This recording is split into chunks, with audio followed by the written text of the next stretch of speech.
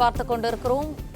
பள்ளி வேன் மீது ரயில் மோதிய விபத்தில் காயமடைந்து கவலைக்கிடமாக உள்ள மாணாக்கர்கள் 2 பேர் தற்போது புதுச்சேரி ஜிப்மர் மருத்துவமனைக்கு மேல் சிகிச்சைக்காக மாற்றம் செய்யப்பட்டிருக்கிறார்கள். இது தொடர்பான முக்கிய செய்தியை பார்த்துக் கொண்டிருக்கிறோம். பள்ளி வேன் மீது ரயில் மோதிய விபத்தில் காயமடைந்து கவலைக்கிடமாக மருத்துவமனையில் அனுமதிக்கப்பட்டு சிகிச்சை பெற்று வந்த 2 மாணவர்கள் தற்போது புதுச்சேரி ஜிப்மர் மருத்துவமனைக்கு மேல் சிகிச்சைக்காக மாற்றம் செய்யப்பட்டிருக்கிறார்கள். கடலூர் அரசு மருத்துவமனையில் சிகிச்சை பெற்று வந்தவர்கள் தற்போது புதுச்சேரி ஜிப்மர் மருத்துவமனைக்கு மாற்றம் செய்யப்பட்டிருக்கிறார்கள். அண்மை செய்தி பார்த்துக் கொண்டிருக்கிறோம். செம்மங்குப்பம் ரயில்வே கேட்டை கீப்பர் மூடியபோது திறந்து வேனை அனுமதிக்குமாறு டிரைவர் கூறியதாக ரயில்வே தரப்பிலிருந்து விளக்கம் அளிக்கப்பட்டு வருகிறது.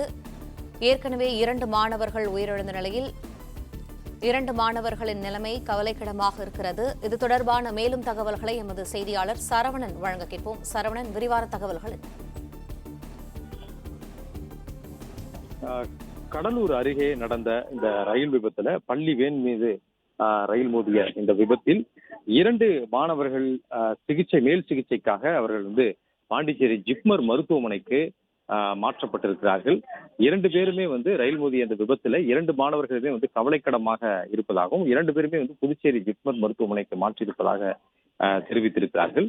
இந்த பள்ளி வேன் மோதிய விபத்து தொடர்பாக சம்பவ இடத்துல ரயில்வே அதிகாரிகளும் அதே போன்ற காவல்துறையினரும் தொடர்ந்து விசாரணை நடத்தி வருகிறார்கள்.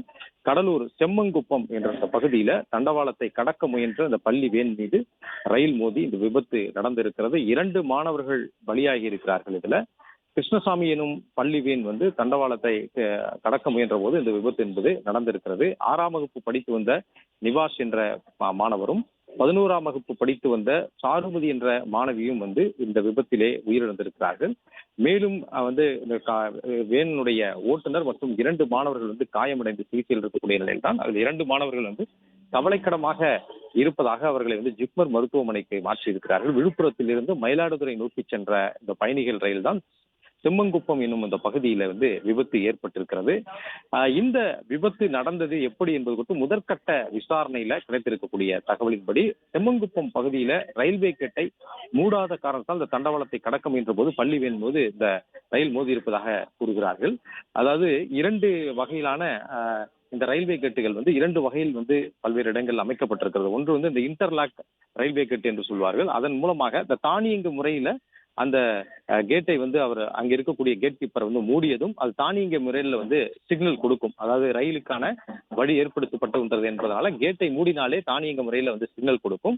ஆனால் சில பகுதிகளில் இருக்கக்கூடிய இது போன்ற தொழில்நுட்பங்கள் கொண்டு வரப்படாத பல்வேறு இடங்கள்ல ரயில்வே கேட்டுகள் இருக்கிறது. அதில் ஒன்றுதான் இந்த செம்மங்குப்பம் பகுதியில் இருந்த ரயில்வே கேட்.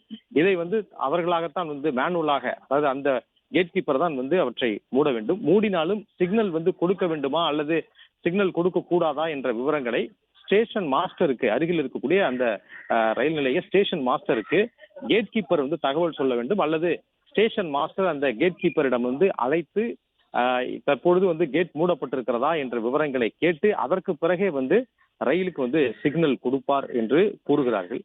இப்படிதான் இந்த விபத்துல இது போன்ற அந்த சம்பவம் நடந்திருக்கிறது. ரயில் வருவதற்கான சிக்னல் ஸ்டேஷன் மாஸ்டரால் கொடுக்கப்பட்டிருக்கிறது. அதற்கு முன்பாக ஸ்டேஷன் மாஸ்டரும் கூட தொடர்பு கொண்டு கேட் கீப்பரிடம் கேட்டிருக்கிறார். அதற்கு கேட் மூடப்பட்டது என்று அவர் தெரிவித்ததாக சொல்லப்படுகிறது. ஆனால் இதற்கிடையில் தான் பள்ளி வேன் நின்ற பொழுது அந்த பள்ளி வேனுடைய ஓட்டுநர் கேட்டை திறப்பதற்கு வற்புறுத்தி இருக்கிறார்.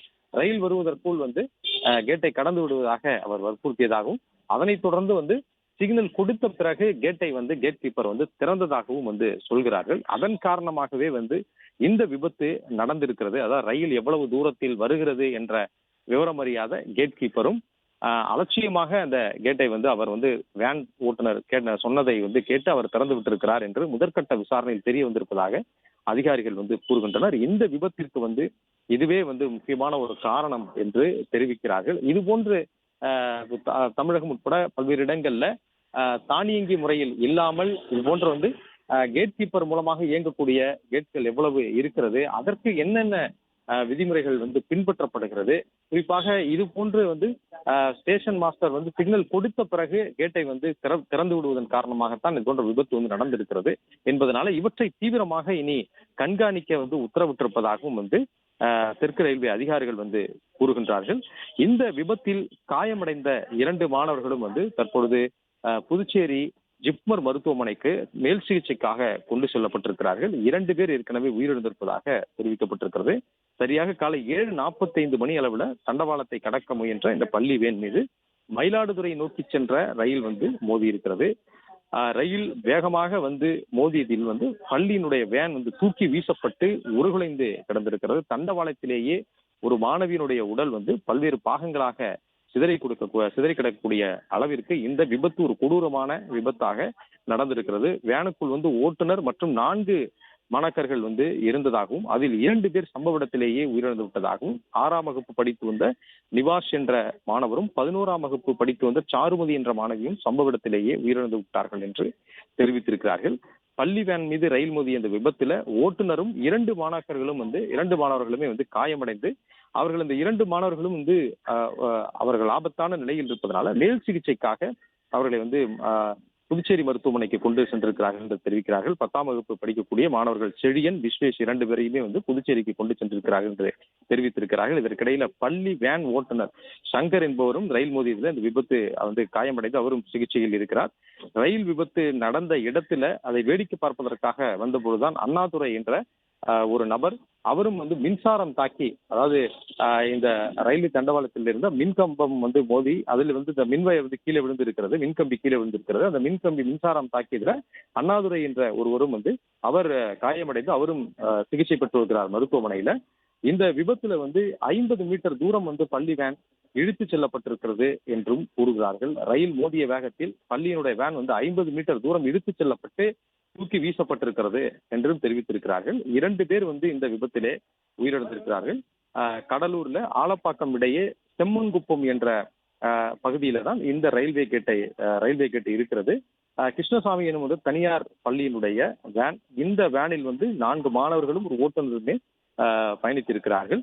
விழுப்புரத்திலிருந்து மயிலாடுதுறை நோக்கி சென்று கொண்டிருந்த இந்த ரயில் தான் இந்த விபத்தை வந்து ஏற்படுத்தி இருக்கிறது. விபத்து ஏற்படுவதற்கு முன்னதாக ரயிலுக்கு சிக்னல் கொடுக்கப்பட்டிருக்கிறது. ஸ்டேஷன் மாஸ்டரால் சிக்னலும் கொடுக்கப்பட்டிருக்கிறது. சிக்னல் கொடுப்பதற்கு முன்பாக ரயில்வே கேட்டில் இருக்கக்கூடிய ரயில் கேட் கீப்பரை வந்து விவரங்களை கேட்டுதான் அதற்கு பிறகு சிக்னல் கொடுத்திருக்கிறார் என்ற முதற்கட்ட விசாரணையில் தகவலும் வெளியாகி இருக்கிறது. பிளே ஸ்டோர் மற்றும் ஆப் ஸ்டோரில் இருந்து பாலிமர் செயலியை QR கோடு மூலம் பதிவிறக்கம் செய்யுங்கள். செய்திகளை உடனுக்குடன் பெறுங்கள்.